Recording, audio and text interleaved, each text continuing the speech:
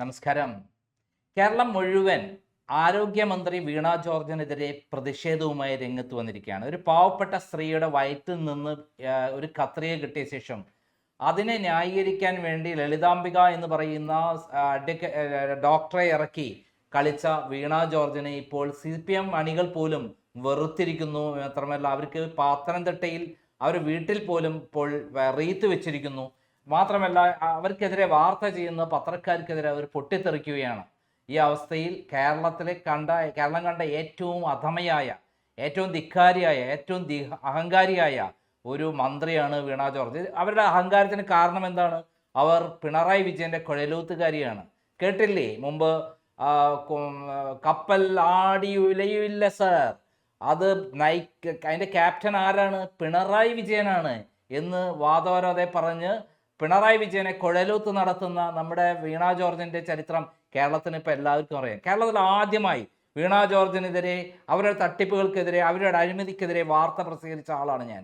അതിൻ്റെ പേരിൽ എന്നെ കള്ളക്കേസിൽ കുടുക്കി അവർ എന്നെ ജയിലടക്കി വേണ്ട 7 ദിവസം.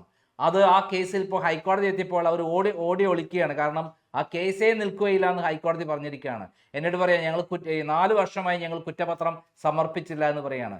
ഇത്രയും തട്ടിപ്പുകാരിയായ ആരോഗ്യ മേഖല ഇത്രയും നശിപ്പിച്ച ഒരു മന്ത്രി കേരളത്തിലുണ്ടായില്ല.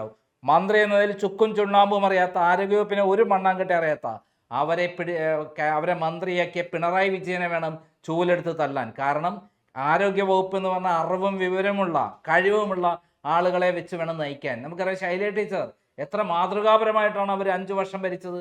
നമുക്കൊക്കെ ടീച്ചർ അമ്മയായിരുന്നു അവർ ആ സമയത്ത്. കാരണം അവർ അങ്ങനെയായിരുന്നു കോവിഡ് കാലത്തും നിപ്പ കാലത്തൊക്കെ അവർ പ്രവർത്തിച്ചിരുന്നത്. അതിന് പല പേരിൽ പിണറായി വിജയൻ തട്ടിപ്പ് നടത്തിച്ചിട്ടുണ്ട് അവരെ കൊണ്ട്. പക്ഷേ എന്നിരുന്നാൽ അവർ മുഖ്യമന്ത്രിയാവാൻ യോഗ്യതയുള്ള അവരെ മാറ്റി, 62,000 വോട്ടിന് ഭൂരിപക്ഷത്തിന് ജയിച്ച് അവരെ മാറ്റി പിണറായി വിജയൻ അവരെ മൊത്തത്തിൽ ഇല്ലാതാക്കി ഈ കണ്ടാമ്പ്ര സ്ഥാനത്തെയാണ് അവർ കൊണ്ടിരുത്തിയത്. ഇപ്പോൾ ജനങ്ങൾ പ്രതികരിക്കുമ്പോൾ പറഞ്ഞൊരു കാര്യമുണ്ടോ? ഇതിനെക്കുറിച്ച് കെ മുരളീധരൻ, നമ്മുടെ എല്ലാവരും ബഹുമാന്യനായ കെ മുരളീധരൻ പറയുന്ന വാക്കുകൾ ശ്രദ്ധേയമാണ്. അത് അവർ മഹാറാണിയാണോ എന്നാണ് ചോദിച്ചത്. പ്രതിഷേധമുണ്ടാവും. ജനങ്ങൾക്കെതിരെ തിരിയുമ്പോൾ, ജനങ്ങളുടെ ആരോഗ്യത്തെ കവർന്നതാവുമ്പോൾ, ജനങ്ങളെ കൊല്ലുമ്പോൾ, ആരോഗ്യവകുപ്പിൽ എന്താ നടക്കുന്നത്? ബലാത്സംഗം മെഡിക്കൽ കോളേജിൽ, കത്രിക വെക്കല് വേറൊരു വഴിക്ക്, കുട്ടികൾ മരണപ്പെടുന്നു. അങ്ങനെ എന്തെല്ലാം തരത്തിലുള്ള ഹത്യകളാണ് നടക്കുന്നത്. ഇനിയും ജനങ്ങൾ പ്രതികരിച്ചില്ലെങ്കിൽ എന്ത് വൃത്തികേട് കാണിച്ചാലും ധിക്കാരത്തോടെ നടക്കുന്ന ഒരു സംഭവത്തിൻ്റെ ഉടമയായി മാറും ഈ ആരോഗ്യമന്ത്രി. ഇപ്പോഴേ ജനങ്ങൾ ഉണർന്നു കഴിഞ്ഞു. ഇതിന് തുടക്കമിട്ടത് അഭിമാനത്തോടെ പറയാം ക്രൈമാണ്. നമുക്ക് കെ മുരളീധരൻ്റെ പത്രസമ്മേളനത്തിൽ പോകാം. മന്ത്രിയുടെ വീട്ടിൽ പോയിട്ട് ആരും ഒന്നും ദ്രോഹിച്ചിട്ടൊന്നുമില്ല, നേരെ ഒന്ന് റീത്ത് വെച്ചു, അത്രേ ഉണ്ടായിട്ടുള്ളൂ. പിന്നെ ശിവൻകുട്ടി പറയുന്നത് നേരിടുന്നതാണ്. ശിവൻകുട്ടിക്ക് പഴയ വീര്യം ആരോഗ്യമൊന്നും ഇപ്പോഴില്ല എന്ന് അദ്ദേഹം തന്നെ മനസ്സിലാക്കുന്ന കൊള്ളാം. ഞാൻ അത്രേ പറയുന്നു. മന്ത്രി ഏത് പാർട്ടിയാണ്? മന്ത്രി മാർക്സിസ്റ്റ് പാർട്ടിയല്ലേ? അതാണോ പാർട്ടി നയം? അത് ഗോവിന്ദമാഷും MAVയും പറഞ്ഞ സമരം ചെയ്യുന്നത് തെറ്റാണോ? പിന്നെ ഇത്രയും ആരോഗ്യ വകുപ്പിനെ മോർച്ചറിയിൽ കൊണ്ടിട്ടിട്ട് ഞങ്ങളൊക്കെ മിണ്ടായിരിക്കണം. ശക്തമായി ഞങ്ങൾ പറയും, മന്ത്രി മഹാറാണിയൊന്നുമല്ല. മന്ത്രിയെ വിമർശിക്കും, മന്ത്രിയുടെ തെറ്റുകൾ ചൂണ്ടിക്കാണിക്കും, ശക്തമായി സമരവും നടത്തും. ഇന്ന് സർക്കാർ ആശുപത്രിയിൽ ട്രീറ്റ്മെൻറ്റിന് പോകാൻ കഴിയുമോ?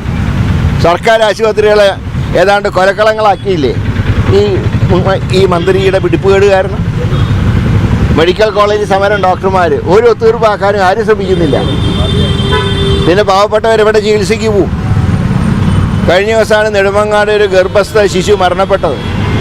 ഓരോ ദിവസവും ഓരോ സംഭവങ്ങൾ നടക്കുകയാണ്. എല്ലാ ദിവസവും ഓരോ സംഭവങ്ങൾ നടക്കുമ്പോൾ മുഖ്യമന്ത്രി ഉൾപ്പെടെ പറയുകയാണ് ഇതൊക്കെ ഒറ്റപ്പെട്ട സംഭവം. ഒരു ദിവസം ഒരു ഒറ്റപ്പെട്ട സംഭവം നടക്കും. ഇതിനെന്താണ് ഭാഷ? ഇതാണ് ഒറ്റപ്പെട്ട സമരം, ഒറ്റപ്പെട്ട സംഭവം. ഇപ്പോൾ ഒരു മഹതി പറയുകയാണ്, ഡിപ്പാർട്ട്മെൻറ്റ് ഹെഡായിരുന്ന ആളാണ്, 50 വർഷം കത്തിരിയ വയറ്റിൽ കിടന്നാൽ ഒരു കുഴപ്പമില്ല. എന്തൊരു ധിക്കാരാന്ന് ആലോചിക്കുക. അപ്പോൾ ഇങ്ങനൊരു അവസ്ഥയിൽ ഞങ്ങൾ സമരം ചെയ്യും. അതിന് മന്ത്രിയുടെ സർട്ടിഫിക്കറ്റും ഞങ്ങൾക്ക് ആവശ്യമൊന്നുമില്ല. മന്ത്രി പറയുന്നത് കോൺഗ്രസിന് വിനാശകാല വിപരീത ബുദ്ധിയാണ്, ചെയ്യേണ്ട കാര്യങ്ങളെല്ലാം ഒരു മന്ത്രി എന്ന നിലയിൽ ചെയ്തിട്ടുണ്ട്. അമ്പേ പരാജയം. ഒരു മന്ത്രി എന്നാണ് കേരളത്തിൽ ആരോഗ്യമന്ത്രിമാരുടെ കൂട്ടത്തിൽ വട്ടപൂജ്യം കിട്ടുന്ന മാർക്കാണ് ഈ മന്ത്രിക്കുള്ളത്. അപ്പോൾ മന്ത്രിയുടെ പിന്നെ സർട്ടിഫിക്കറ്റ് ഞങ്ങൾക്ക് ആവശ്യമൊന്നുമില്ല. ആർക്കാണ് വിനാശകാലം വരാൻ പോകുന്ന അടുത്ത അസംബ്ലി ഇലക്ഷന് കാണാം, ഈ മന്ത്രി ഉൾപ്പെടെ.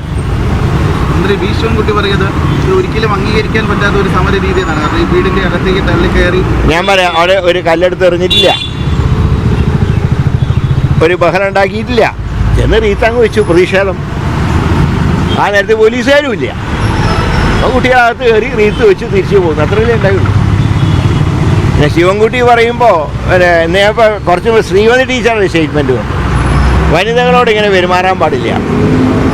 ഇതേ ദിവസം ഒരു ഫ്ലാഷ് ന്യൂസ് കാണിക്കുന്നു. ദേവികുളം MLA അവിടുത്തെ ഒരു സ്പെഷ്യൽ തഹസിൽദാർ ഒരു വനിതയായിട്ടുള്ള സ്പെഷ്യൽ തഹസിൽദാരെ വിളിച്ചിട്ട് അടിച്ച് കൈയും കാലും ഒടിക്കുന്നു പറഞ്ഞു. അതെന്ത് സംസ്കാരം? അപ്പം MLA പറഞ്ഞ് ഫ്ലാഷ് കാണിച്ചുകൊണ്ടിരിക്കുക, അടിച്ച് കൈയും കാലും ഒടിക്കുന്നു. അത് ശ്രീമതി ടീച്ചർ കണ്ടില്ലേ? മന്ത്രിയുടെ വീട്ടിൽ പോയിട്ട് ആരും ഒന്നും ദ്രോഹിച്ചിട്ടൊന്നുമില്ല, നേരെ ഒന്ന് റീത്ത് വെച്ചു, അത്രേ ഉണ്ടായിട്ടുള്ളൂ. പിന്നെ ശിവൻകുട്ടി പറയുന്നത് നേരിടുന്നതാണ്. ശിവൻകുട്ടിക്ക് പഴയ വീര്യം ആരോഗ്യമൊന്നും ഇപ്പോഴില്ല എന്ന് അദ്ദേഹം തന്നെ മനസ്സിലാക്കുന്ന കൊള്ളാം. ഞാൻ അത്രേ പറയുന്നു.